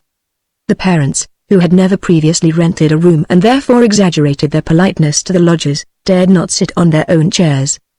The father leaned against the door, his right hand stuck between two buttons of his buttoned-up uniform. The mother, however, accepted a chair offered by one lodger. Since she left the chair sit where the gentleman had chanced to put it, she sat to one side in a corner. The sister began to play. The father and mother, one on each side, followed attentively the movements of her hands. Attracted by the playing, Gregor had ventured to advance a little further forward and his head was already in the living room. He scarcely wondered about the fact that recently he had had so little consideration for the others. Earlier this consideration had been something he was proud of.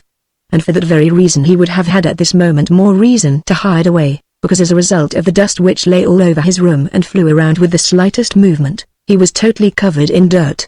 On his back and his sides he carted around with him dust, threads, hair, and remnants of food. His indifference to everything was much too great for him to lie on his back and scour himself on a carpet, as he often had done earlier during the day. In spite of his condition he had no timidity about inching forward a bit on the spotless floor of the living room. In any case, no one paid him any attention. The family was all caught up in the violin playing. The lodgers, by contrast, who for the moment had placed themselves, hands in their trouser pockets, behind the music stand much too close to the sister, so that they could all see the sheet music, something that must certainly bother the sister, soon drew back to the window conversing in low voices with bowed heads, where they then remained, worriedly observed by the father.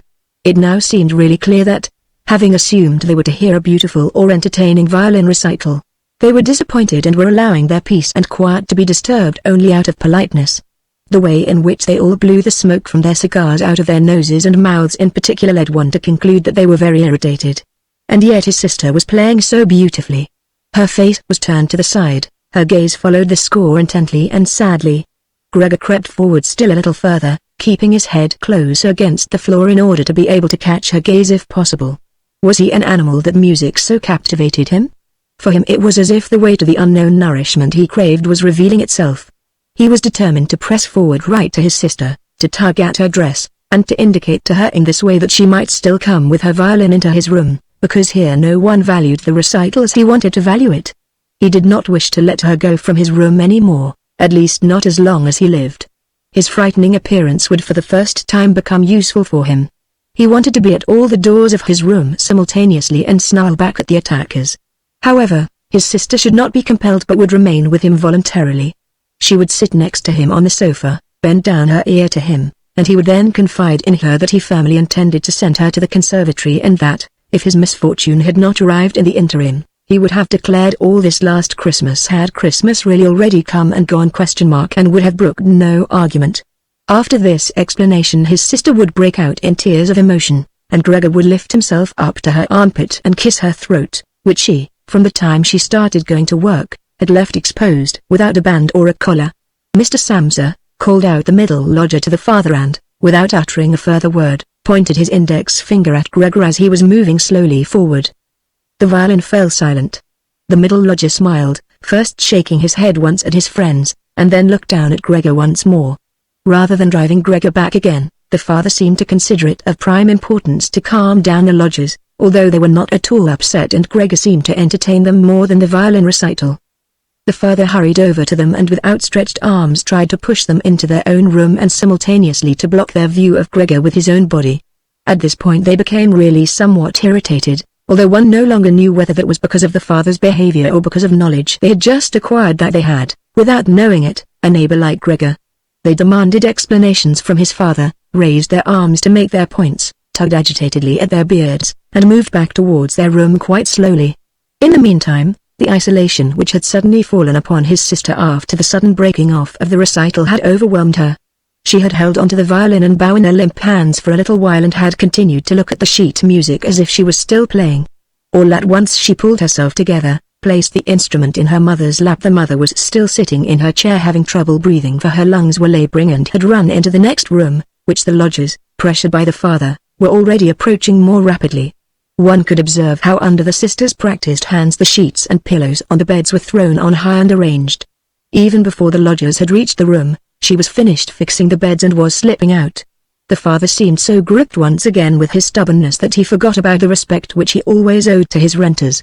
He pressed on, until at the door of the room the middle gentleman stamped loudly with his foot and thus brought the father to a standstill. "I hereby declare," the middle lodger said, raising his hand and casting his glance both on the mother and the sister, "that considering the disgraceful conditions prevailing in this apartment and family," with this he spat decisively on the floor, "I immediately cancel my room. I will, of course, pay nothing at all for the days which I have lived here. On the contrary, I shall think about whether or not I will initiate some sort of action against you, something which, believe me, will be very easy to establish." He fell silent and looked directly in front of him, as if he was waiting for something. In fact, his two friends immediately joined in with their opinions. "We also give immediate notice." At that he seized the door handle, banged the door shut, and locked it. The further groped his way tottering to his chair and let himself fall in it.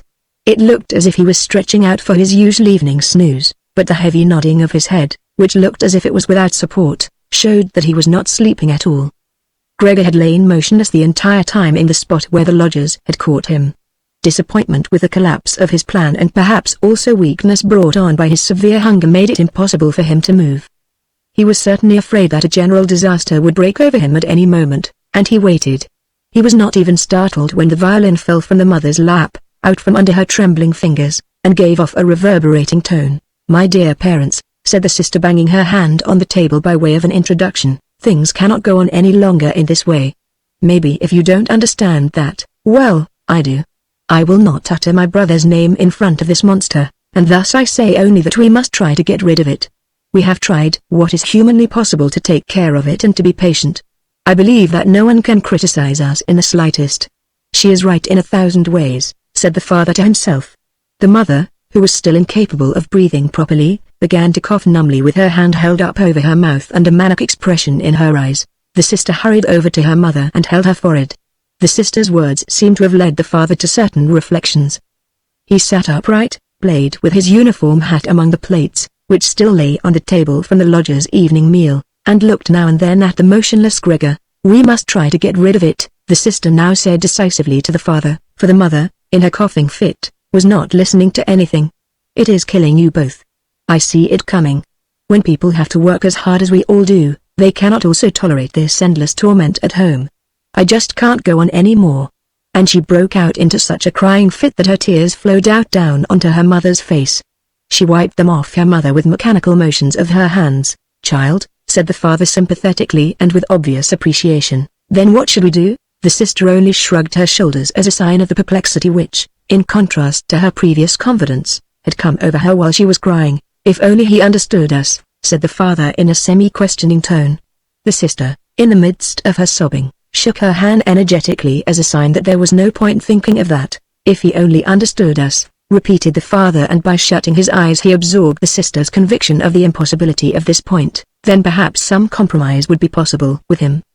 "But as it is, it must be gotten rid of," cried the sister. "That is the only way, father. You must try to get rid of the idea that this is Gregor.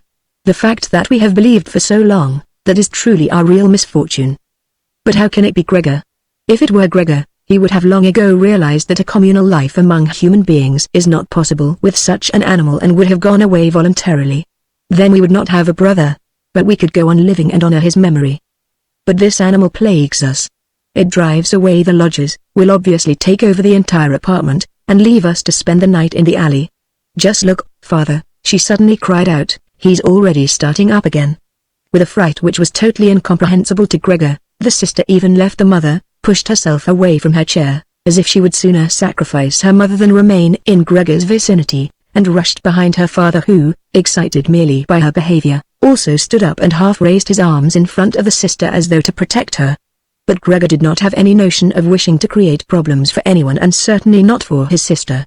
He had just started to turn himself around in order to creep back into his room, quite a startling sight, since, as a result of his suffering condition, he had to guide himself through the difficulty of turning around with his head, in this process lifting and banging it against the floor several times. He paused and looked around. His good intentions seemed to have been recognized. The fright had lasted only for a moment. Now they looked at him in silence and sorrow. His mother lay in her chair, with her legs stretched out and pressed together, her eyes were almost shut from weariness. The father and sister sat next to one another. The sister had set her hands around the father's neck. Now perhaps I can actually turn myself around, thought Gregor, and began the task again. He couldn't stop puffing at the effort and had to rest now and then. Besides, no one was urging him on. It was all left to him on his own. When he had completed turning around, he immediately began to wander straight back.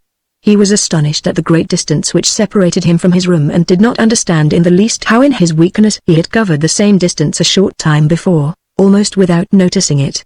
Constantly intent only on creeping along quickly, he hardly paid any attention to the fact that no word or cry from his family interrupted him. Only when he was already in the door did he turn his head, not completely, because he felt his neck growing stiff. At any rate, he still saw that behind him nothing had changed. Only the sister was standing up. His last glimpse brushed over the mother, who was now completely asleep. Hardly was he inside his room when the door was pushed shut very quickly, bolted fast, and barred. Gregor was startled by the sudden commotion behind him, so much so that his little limbs bent double under him. It was his sister who had been in such a hurry. She had stood up right away, had waited, and had then sprung forward nimbly. Gregor had not heard anything of her approach. She cried out finally to her parents, as she turned the key in the lock, "What now?" Gregor asked himself and looked around him in the darkness. He soon made the discovery that he could no longer move at all.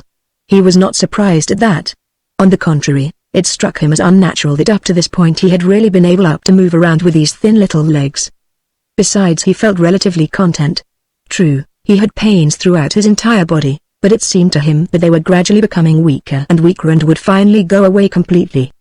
The rotten apple in his back and the inflamed surrounding area, entirely covered with white dust, he hardly noticed.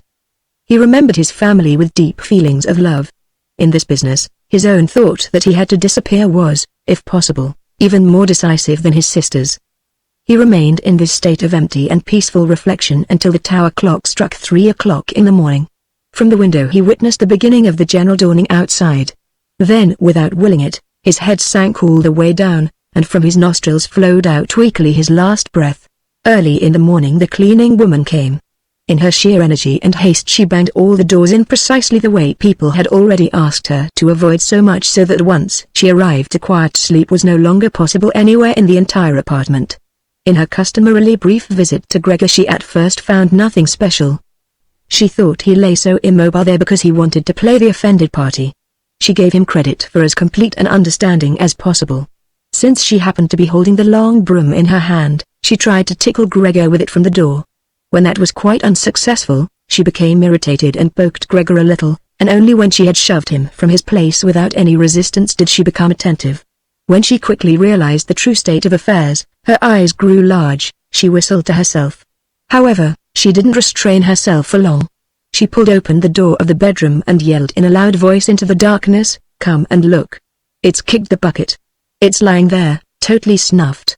The Samsa married couple sat upright in their marriage bed and had to get over their fright at the cleaning woman before they managed to grasp her message. But then Mr. and Mrs. Samsa climbed very quickly out of bed, one on either side. Mr. Samsa threw the bedspread over his shoulders, Mrs. Samsa came out only in her nightshirt, and like this they stepped into Gregor's room. Meanwhile, the door of the living room, in which Greet had slept since the lodgers had arrived on the scene, had also opened. She was fully clothed, as if she had not slept at all. Her white face also seemed to indicate that. "Dead?" said Mrs. Samsa and looked questioningly at the cleaning woman, although she could check everything on her own and even understand without a check. "I should say so," said the cleaning woman, and, by way of proof, poked Gregor's body with the broom a considerable distance more to the side. Mrs. Samsa made a movement as if she wished to restrain the broom, but didn't do it. "Well," said Mr. Samsa, "now we can give thanks to God." He crossed himself, and the three women followed his example. Greet, who did not take her eyes off the corpse, said, "Look how thin he was. He had eaten nothing for such a long time.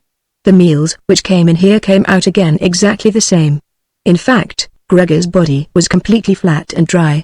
That was apparent really for the first time, now that he was no longer raised on his small limbs and nothing else distracted one's gaze. Greet, come into us for a moment," said Mrs. Samsa with a melancholy smile, and Greet went, not without looking back at the corpse, behind her parents into the bedroom. The cleaning woman shut the door and opened the window wide. In spite of the early morning, the fresh air was partly tinged with warmth. It was already the end of March. The three lodgers stepped out of their room and looked around for their breakfast, astonished that they had been forgotten. "Where is the breakfast?" asked the middle one of the gentlemen grumpily to the cleaning woman. However, she laid her finger to her lips and then quickly and silently indicated to the lodgers that they could come into Gregor's room.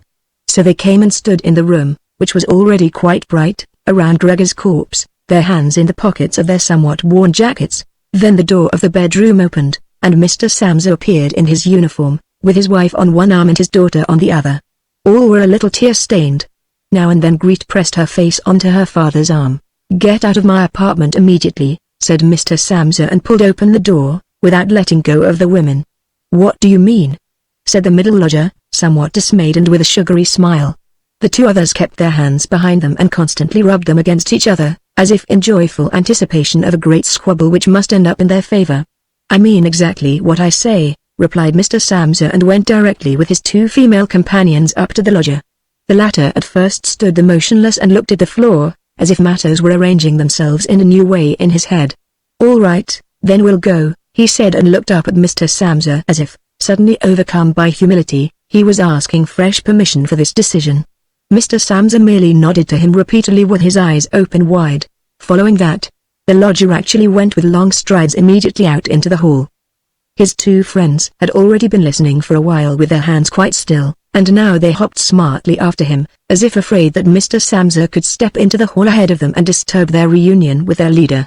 In the hall all three of them took their hats from the coat rack, pulled their canes from the cane holder, bowed silently, and left the apartment.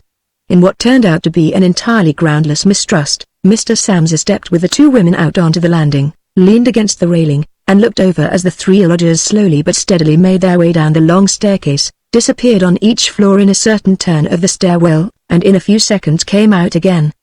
The deeper they proceeded, the more the Samsa family lost interest in them, and when a butcher with a tray on his head come to meet them and then with a proud bearing ascended the stairs high above them, Mr. Samsa, together with the women, left the banister, and they all returned, as if relieved, back into their apartment. They decided to pass that day resting and going for a stroll. Not only had they earned this break from work, but there was no question that they really needed it. And so they sat down at the table and wrote 3 letters of apology, Mr. Samsa to his supervisor, Mrs. Samsa to her client, and Greet to her proprietor. During the writing the cleaning woman came in to say that she was going off, for her morning work was finished. The 3 people writing at first merely nodded, without glancing up. Only when the cleaning woman was still unwilling to depart, did they look up angrily. "Well?" asked Mr. Samsa. The cleaning woman stood smiling in the doorway, as if she had a great stroke of luck to report to the family but would only do it if she was asked directly.